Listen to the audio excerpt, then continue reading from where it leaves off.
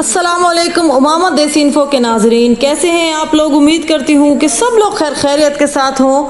आज मैं एक बहुत ही अहम मौजू पर आप लोगों के साथ डिस्कस करना चाहती हूँ, क्योंकि आप मेरे प्यारे सब्सक्राइबर्स हैं और तो आप लोगों का दुख हम अपना दुख समझते हैं। तो आप लोगों को आजकल हर किसी को ये मसला दरपेश है कि माशी हालात ख़राब हैं, कोई बिजली के बिल की वजह से परेशान है और मुख्तलिफ ऐसे मसाइल हैं जो इंसान को अंदर ही अंदर खाए चले जा रहे हैं। हर इंसान ये समझता है कि सबसे ज़्यादा दुख मेरी ज़िंदगी में, ठीक है ना। लेकिन अगर आप थोड़ा सा अपना नज़रिया बदल लें तो आपकी पूरी की पूरी ज़िंदगी बदल सकती है।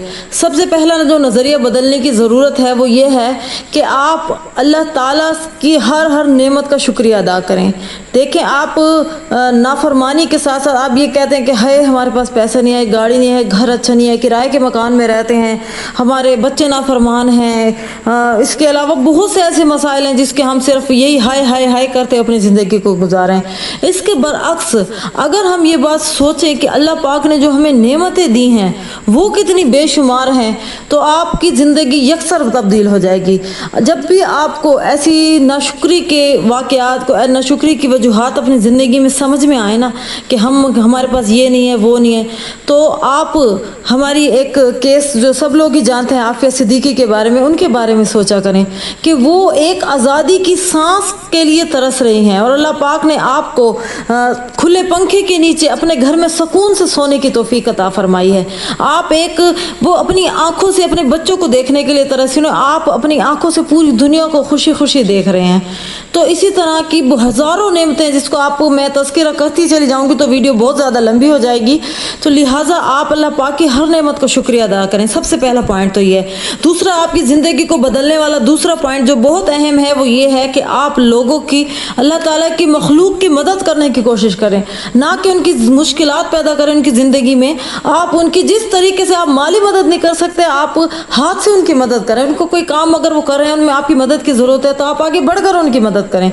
उसके अलावा अगर आप हाथ से भी नहीं कर सकते, मजबूर हैं, तो आप अपनी ज़बान से उनकी मदद करें। अगर आपकी ज़बान हिलाने से उनका कोई काम हो जाता है तो आप ज़बान को ज़रा सा हिला दें उसके लिए और उसका वो काम हो जाएगा। पता नहीं वो सारी ज़िंदगी आपको दुआएं देगा अगर उसका वो काम निकल जाएगा तो प्लीज़ बराए मदीना, बराए मेहरबानी आप लोगों की राह में रोड़े अटकाने की बजाय उनके लिए आसानियाँ पैदा करें।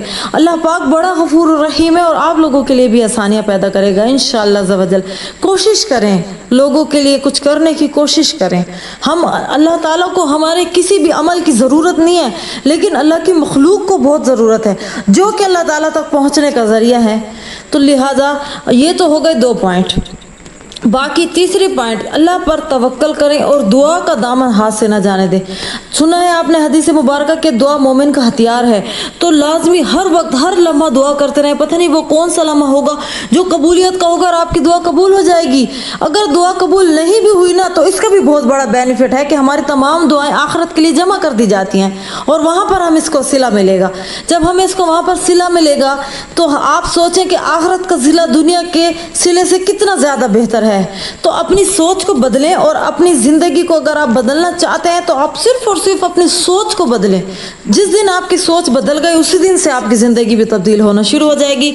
अगर आपने अभी तक हमारे चैनल को सब्सक्राइब नहीं किया तो प्लीज़ हमारे चैनल को सब्सक्राइब कर लीजिए और ऐसी मज़ीद इंफॉर्मेटिव वीडियोज़ के लिए इंतज़ार कीजिए। मिलते हैं, अल्लाह हाफिज़।